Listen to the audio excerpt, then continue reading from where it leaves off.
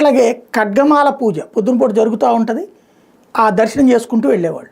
ఇప్పుడు ఖడ్గమాల పూజకి అత్యధిక రేటు, అత్యధిక ₹1000 రేటు.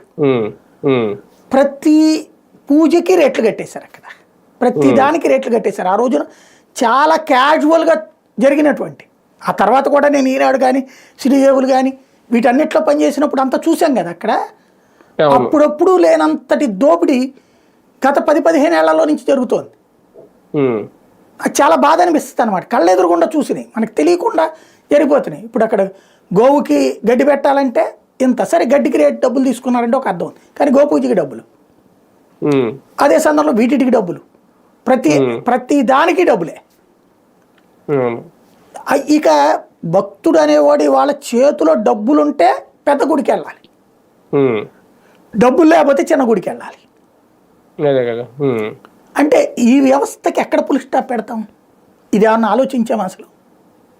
రెండవది, ఆలయాలకు సంబంధించినటువంటి కార్యకలాపాలలో నిర్వహణలో రాజకీయ జోక్యాలు లేకుండా చూడటం, నిర్వహణలో భక్తి భావంతో ఉండేవాళ్ళని చూడటం.